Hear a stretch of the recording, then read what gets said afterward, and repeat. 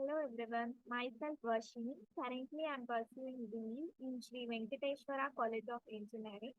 Welcome back to my YouTube channel. In System Software and Compiler, today my topic is Lex and Gap.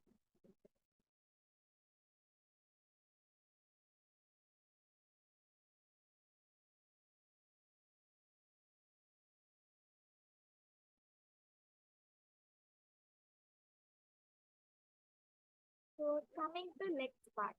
So what is Lex? Lex is a program that generates lexical analyzer. So it is also one of the tools. It is used with yacc parser generator. So lexical analyzer means basically it is used to generate the tokens. So tokens will be given as output for the parser. So the lexical analyzer is a program that transforms an input stream into a sequence of tokens. So what we had given input that will be converted into sequence of tokens. So it reads the input stream and produces the source code as output through implementing lexical analyzer in the C program. Next, we shall see what are the functions of lex. So firstly, basically in this picture, it consists of three parts, right? So first part is lex compiler. Second section is C compiler and input stream, that is A dot out.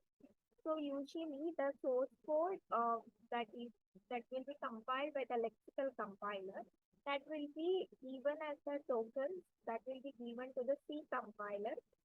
So the comment is lex.yy.c. Next, this input will be given to the a.out file, which is used to convert the input stream into sequence of tokens.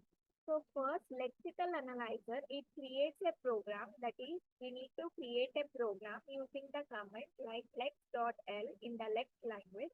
Then the lex compiler runs the lex.l program and it produces a subsequent or suitable C program file, that is lex.yy.c. So finally, C compiler runs the lex.yy.c and it produces the object program in the form of file, that is a.out file. So a.out in lexical analyzer, it transforms the input stream into sequence of tokens. So what are the file format of Lex? That is the structure of Lex programs, or we can say what are the sections in the Lex program. So generally it consists of three sections. First section is declaration part. Second section is transitional rules or rules. And third section is auxiliary routines or user subroutines. So in the first part, we are going to generally write about any declarations part or any header file will be included in the declaration section.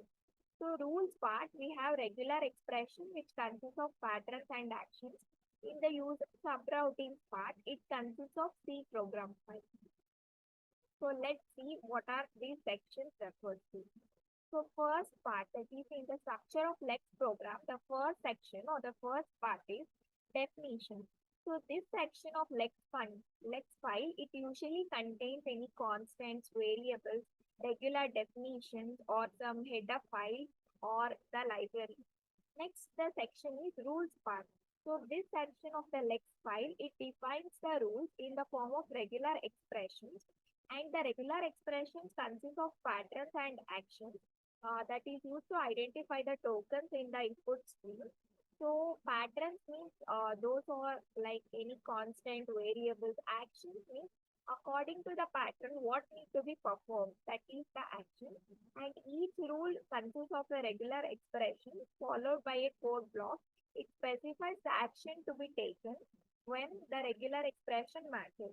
For example, the rule is in the form of like P1, that is the pattern, and according to the rule, what the action need to be performed for the P1. Similarly, P2 action 2 and so on up to Pn and action n. So where Pi is the regular expression and action is the action that must be taken when the pattern matches the regular expression.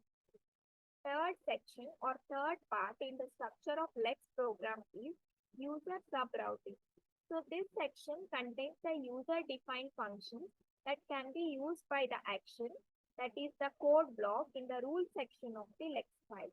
According to the rules, what are the C program or what are the C routing that need to be taken, that will be taken care by the user subrouting part. Next, after yacc, we have after Lex, we have yacc tool. So yacc is it is also one of the tool that is used to produce a parser for a given grammar. So what is meant by yacc? Yacc means yet another compiler compile. So it's a program that is usually designed to compile a LALR1 grammar, that is look ahead, left to right, rightmost derivation grammar, and it is usually bottom up parser. Bottom up parser means that the tree will be constructed from node to the root, that is leaves to the root from bottom to top. So it is used to produce the source code of the synthetic analyzer of the language produced by the LALR1 grammar. So the input of yacc is the rule or grammar, and the output is a C program. That is, the input what we had given in the yacc, that will be given by the Lex part, and the output is a C program. Next, functions in yacc or the file format in yacc. So it generally consists of three sections, that is C declaration, yacc declaration or any declaration, rules, and additional C code. So coming to the declaration section in the yacc tool. So the declaration section, it consists of C declaration and yacc declaration. So C declarations are defined by delimiters, that is percent and flower braces. So this part consists of all the declarations that is required for the C code that is written in the action section and the auxiliary function section. So the yacc declaration, it copies the contents of this C declaration section into the y.tab.c file without any modification. That is, it just copies whatever there in C section, that will be copied to the yacc declaration part with the comment, that is y.tab.c file. The following example shows an abstract outline of the structure of declaration part of a yacc program. So, rule section. Rule, this is the second section in the yacc tool. So, the rule in a yacc program, it comprises of two parts, that is production part and the action part. So, production means that's the rule, any grammar like S tends to ABA like this. And the action means according to the rule, what the action to be performed. So in this project, as you can see, the main part of the context-free grammar, so the basically the syntax is production underscore head, colon, production underscore body, that is the what the action needs to be performed. So generally, the rules part looks like percent. The rule section will be begins here and rule section ends here. So after the rule section ending, we need to close it by percent.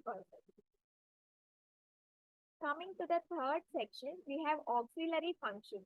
So auxiliary function section, it contains the definitions of three mandatory functions, that is main, ylex, and yerror.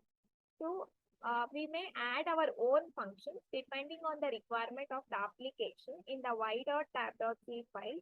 So such functions are written in the auxiliary function section.